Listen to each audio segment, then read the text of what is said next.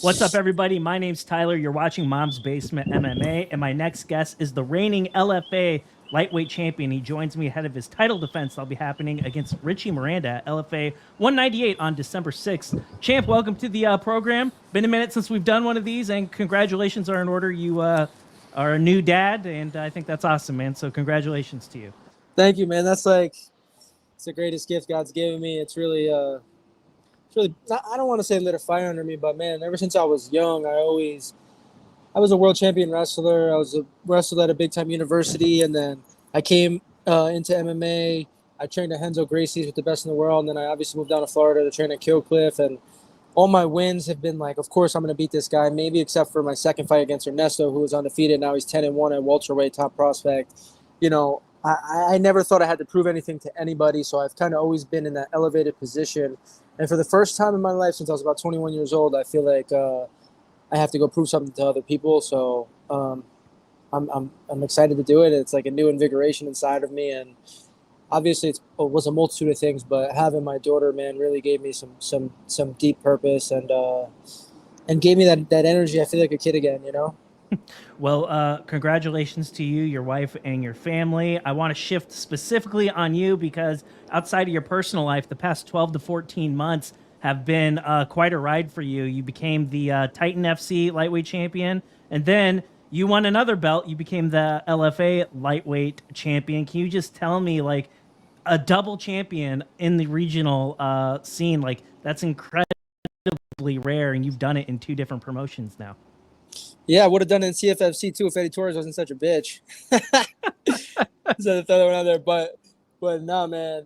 To me, honestly, it's like, of course, it's great to have hardware, and like that's something I'm gonna have forever. But it's nothing special to me until I'm in the UFC. Obviously, I need to. At this, in the same coin, I'm gonna promote myself and say, of course, it's a big deal. And it is a big deal, but I'm so in the thick of it right now that like I have my mind on one thing, that's becoming a UFC champion. So these are just byproducts of that. And I think one day when I'm older, I'll be able to look back. Of course, I enjoy it, and of course, like I was telling you in the beginning, man, like I feel like all those other fights I'm supposed to win. I'm supposed to win. Okay, oh, Richie's gonna go to the UFC, this, that, and now it's like I'm gonna make it undeniable this fight. So this fight is not just for an LFA belt, you know. This fight's for myself and to prove to others not only like the level that I am, but in skills, but the performances that I could put on. So I'm excited. Richie, for you, there's been like a period of time to where you're the type of guy no one really wanted to fight. Now that you've gotten your name out there, you've accomplished so much in regional MMA. Do you feel like there being kind of a shift because like now Yeah. somebody like you, it's like I'm sure there's like a line around the block of like tough guys that look at you and be like, man, if I can get a win off this guy, that would help me. It's like since you've won all these belts, like is there like a laundry list of names that have tried to fight you? Yeah, man, and like LFA calls me and or whoever calls you to fight, and it's just like, okay, this is the time. I just tell them, give me a guy that's got, that's good fighter and that is willing to fight me. Think they could beat me, and then that's kind of how we line them up. I don't really say no, but it's been a lot easier to get fights, and I don't have to really pick my fights anymore because I feel like I'm in that skill. I'm at that level where I don't have to be like, oh, I got to be careful here, you know. I feel like I could beat anybody, so I don't have to be careful either. Where in the first couple, like 3 or 4, I had to pick and choose, and then yeah, I mean, my last fight against Charlie Deca, my fifth fight, he can't even be in the regional rankings. He's fought for PFL. He's fought for 15 years. He's George Masvidal's like little homie, and he's a great fighter, seasoned. And then after that, I had Keegan Gennrich, who actually beat Richie Miranda and was it was LFA champ. And he had a short notice contract that fell through with the UFC. And then he was like, "Oh, if I beat this guy and I get to make a bigger statement." And Richie Miranda's thinking the same thing. You know, this could be a first level or a contender series fight that we're going to see go down on LFA.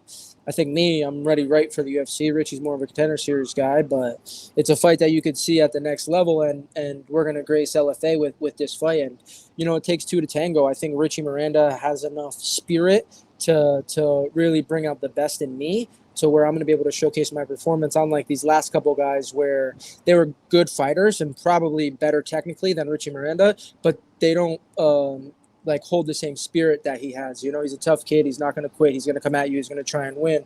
But the other guys are probably technically better, but once they felt the prowess, they shied away. And I don't think Richie's going to do that. So I think it's going to lead to a spectacular not only performance from me, but a spectacular fight.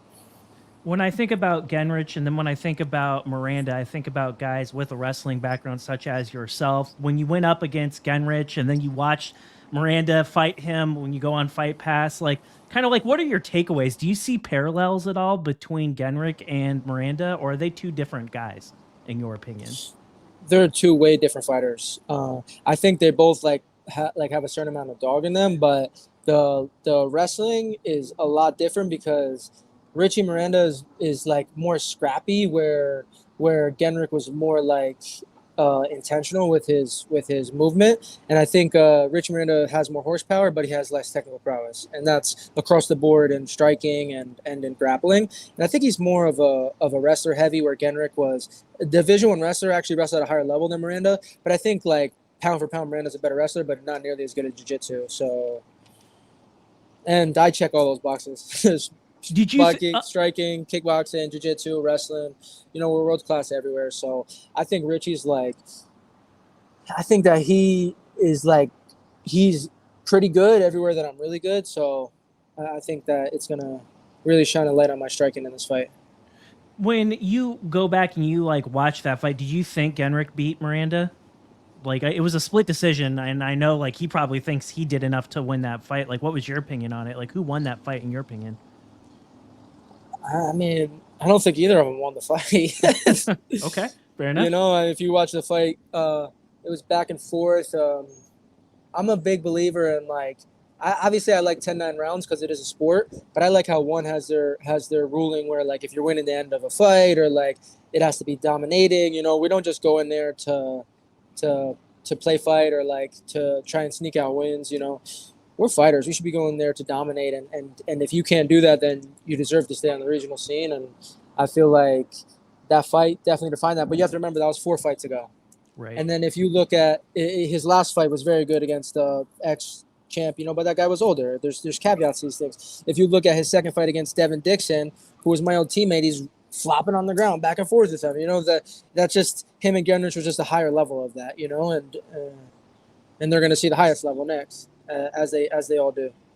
Were you surprised when you got Richie's name? Like when LFA calls you up and says they want to have you put on your first title defense against him? Were you expecting this to be the guy, or were you thinking you would be matched up with a different opponent? No, before I signed to LFA, I watched I watched Gennrich, I watched Jacoby Jones, I watched Richie Miranda.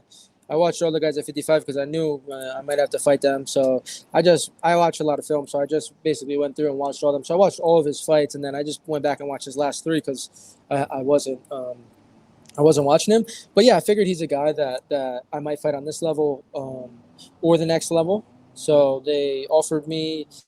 I said this one I want to fight, and they said, okay, this is who you're fighting. And then I said, all right, let's do it. They wanted to fight me in Brazil.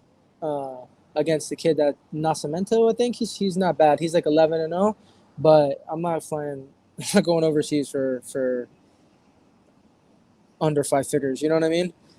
I said I'll do it in LA, and they said Richie's from LA. It's his hometown. So I think I'm not just about like just fighting. I like when I fought Deca, it was in Miami. George Masvidal was there, Johnny Eblen, Silveira, and then Killcliff is there. It's American Top Team versus Killcliff, and then my second fight against Ernesto, the goat shed left, and it was in Miami, and then I go to Philly to go do the grappling event. Like I like that essence of like building something. When I fought Gennrich, it was in like Hammond, Indiana, and it was cool, but it was just another day in the office. And I like some things that like invade me and they get me up in the morning and fighting in this kid's hometown. His teammate is fighting in the main event, and what's better than that, And like I like that they put me as the co-main event. Okay, slight me. Okay, down me. Like I'm kind of in that like I down me then fuck you era, So I'm really ready to show that. And all my other fights, man, these guys face off and their energy's high, and I'm like, yeah,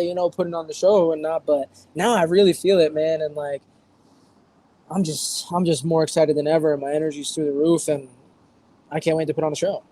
Richie, like when you look at Miranda, he comes from that catch wrestling background. Like, does he pose a unique challenge like that you maybe haven't seen as of late? Like when I look at like your prior opponents and I look at him, like he kind of like stands out as a bit different compared to some of these other guys that you fought. Do you agree with that? Do you disagree with that? I mean, everyone's their own fighter, but I don't think that he really possesses the tools to beat me. No, I don't. I think it's gonna be a puzzle that I can solve in one round. You know, I think maybe the first round I'll have to get. That's any fight, you know. Mm-hmm. You know, feel him, get his distance, get all that. But I think I'm gonna put him away in the second or the third. To be honest with you here. Well, I don't want to ask you too many questions about game plans, so let's just see what happens in December when you go up and you fight him. But can you tell me a little bit as far as prep for this camp goes? Who've been some of the main guys that you've been working with to prepare for Miranda? I've been working with a lot of the Russian guys, a lot of the young up-and-comers, the guys who are winning IMMAF, like Ansvar, Nikita. I've been going with Jared Gordon, Nick Lentz, obviously, who's a big veteran. Just guys that bang scramble. You know, normally I do my sparring where it's like safe on the more safe side. And this camp, I'm really getting in there with people who want to beat me and win an LFA belt and get to the UFC. And they're like, oh, like the guys come from other countries. Like, this guy's a world champion wrestler. Let me beat him, because they're trying to prove something to themselves inside the gym. They're 22 years old and they're undefeated. You know, they're IMAF champs. So I'm trying to go with these guys because they're trying to take my head off. So I'm trying to get my cardio right, my plyometrics right, and really just put on a performance more than anything. And going with guys that scramble, that can put me in some positions. You know, like I'm not sitting here saying like I never get punched. I don't get punched often. I don't lose often. I think I can count on my hands how many times I've lost a round in the gym. But I'm going with these guys who can take me down every once in a while. Who look at. Sorry, it's on the wrong side. Look at my face where these motherfuckers clip me in practice, and it's like, all right, I got to bite down, keep calm, and I'm ready to throw at them right back and put them on the fucking ground in practice because it's a ruthless game, and I'm a ruthless motherfucker, you know? Richie, after you won the LFA title, I kind of wasn't expecting to see you compete on regionals anymore. I was expecting the call up at some point.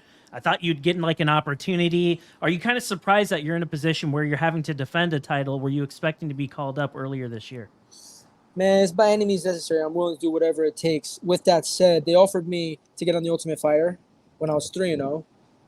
I think when I had beat Ernesto, was 3-0, was on the Philly card, was basically the face of UFC Fight Pass, I wasn't ready. And I think to be in the UFC.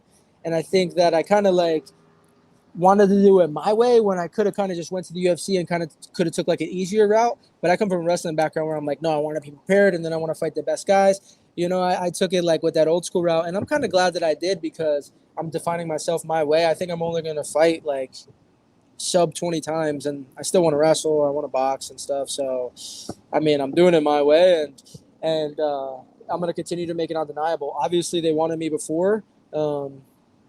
But they want to see me knock someone out. They want to see me get finishes, and they know that I'm talented, and they know that I'm defeating these guys and guys that are get signed with big promotions. And not only that, man, but one came and offered me a pretty big contract. Obviously, I could take that PFL route, but I'm not interested.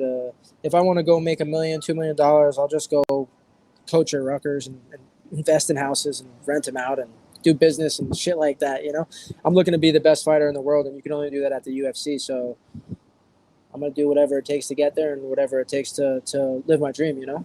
This is one of the like most high profile cards to close out the year. It's going to have the attention of a lot of people. I would expect the decision makers from the UFC are going to be tuning in, or maybe even show up to the event in person to watch your fight specifically. For the UFC people that are going to be in attendance, or whether they're watching from home, like what can they expect when they watch you perform against Richie Miranda here in a few weeks? Sit down, enjoy the show, and get your checkbooks ready. All right, there you go. There you Yeah, have that's it. for Hunter Campbell. All right. Well, Richie, I do appreciate the time. I know that you're a busy man with a lot of people out there that help support you to put you in a position to compete all the time. If there are any sponsors you need to shout out before I let you go, let's do it. I got you. Jesus Christ and God himself, all right? That's all we need, baby. All right. Well, that's all we need indeed. Richie, I appreciate you. Thank you so much for your time. I wish you the best of skill in December, sir. Thank you. God bless you.